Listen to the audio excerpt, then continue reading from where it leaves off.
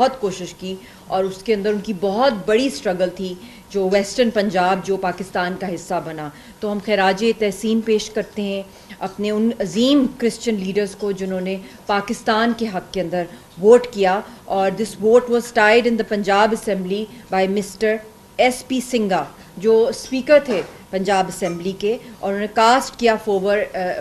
Vote cast کیا in favour of West Punjab becoming a part of Pakistan. اور قائد اعظم محمد علی جناح نے بھی جو 11 اگست کو 1947 کو جو کانسٹیٹیوٹ اسمبلی کے اندر جو as chairmanship of Harjan Joginder Singh Mandal نے ڈکلیئر کیا تھا, قائد اعظم نے کہا تھا you are free to go to your temples, you are free to go to your mosques or to any place of worship. اور ہمارے سپریم کورٹ کے بھی جو چیف جسٹس میں سے ایک بہت شاندار نام تھا ایلون رابرٹ کا, تو ہم کیسے بھول سکتے ہیں اپنے کرسچن بہن بھائیوں کا رول پاکستان موومنٹ میں, پاکستان کی خوشحالی کے اندر, اور جو خواب تھا علامہ اقبال کا اور جو جس کی تعبیر قائد اعظم محمد علی جناح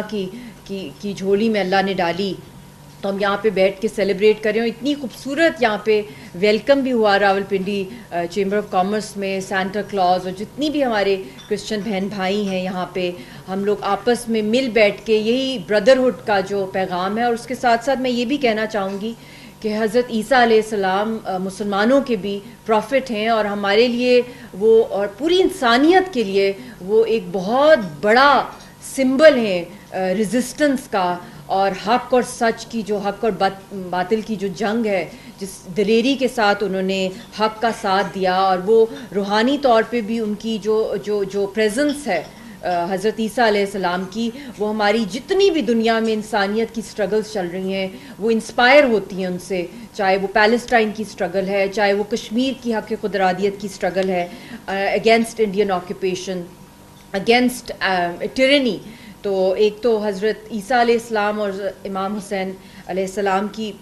جو ایک آئی تھنک بیکن آف اور دا پینیکل آپ کہہ سکتے ہیں کہ آف اسٹینڈنگ ود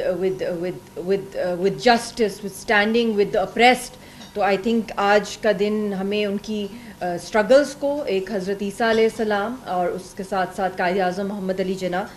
کا جو زندگی تھی, جس طریقے سے انہوں نے اپنی پوری زندگی وقف کی اس خواب کے لیے جو تعبیر ہوا. تو میں آج سارے پاکستانیوں سے بھی یہ سوال پوچھتی ہوں کہ کیا ہم نے واقعی میں قدر کی ہے اس پاکستان کی, اتنا لاکھوں معصوموں کا جو خون, جو شہیدوں کا خون تھا, جس سے ہم یہاں پہ بیٹھ کے ہم کیکس کٹنگ کریں, ہم سیلیبریٹ کریں. تو ہمیں اس کے ساتھ ساتھ اپنے اندر بھی جھانکنا پڑے گا, اپنے اندر کی انر کانشنس کی آواز سننی پڑے گی کہ ہم نے اس پاکستان کو جو اتنی قربانیوں سے ملا, ہم نے اس کے لیے کیا رول پلے کیا. اور ہم نے صرف اپنے لیڈرز پہ یا گورنمنٹس پہ یہ رول نہیں چھوڑنا, ہم نے خود کیا رول پلے کیا ہے, کیا قربانی دی ہے, اور کس طریقے سے ہم اس پورے پاکستان جو گلدستہ ہے انٹرفیتھ ہارمنی کا, اور دنیا بھر میں بھی میں سمجھتی ہوں کہ ایک سمبل بن سکتا ہے پاکستان انٹرفیتھ ہارمنی کا. ہمارے ہمسائے ملک کے اندر آپ جو حال دیکھ لیں,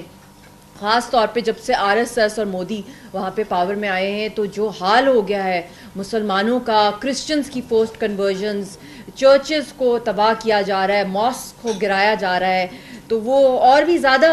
میں سمجھتی ہوں ٹو نیشن تھیوری جو ہوئی, جو بہت تکلیف دہ قربانیوں کے بعد جو ہمیں یہ ملا, جو یہ زمین کا ٹکڑا جس کے اندر ہم سب بیٹھے ہوئے ہیں, جو پاکستان اللہ نے ہمیں تحفہ دیا. تو اب دیکھ لیں انڈیا کے اندر مائنورٹیز کا کیا حال ہو رہا ہے. اتنی بڑی تعداد ہے وہاں پہ ڈفرینٹ فیتھس کے لوگوں کی, چاہے وہ مسلمان ہیں, چاہے وہ کرسچنز ہیں, چاہے وہ دلتس ہیں. تو دنیا بھر میں جو اپریسڈ لوگ ہیں ڈفرینٹ فیتھس کے, ہم نے ان کی بھی آواز اٹھانی ہے, ہم نے ان کے بھی حق کے لیے جو ہے ہم نے ان کے مورل جو ہے, جو ان کے مورال جو ہے اس کو ہم نے ہائی کرنے کے لیے ہر ممکن کوشش کرنی ہے. اور انشاءاللہ تعالی ایک دن آئے گا کہ میرا جو خواب بھی ہے اور ہم سب کا پاکستان بنانے کے لیے بے شمار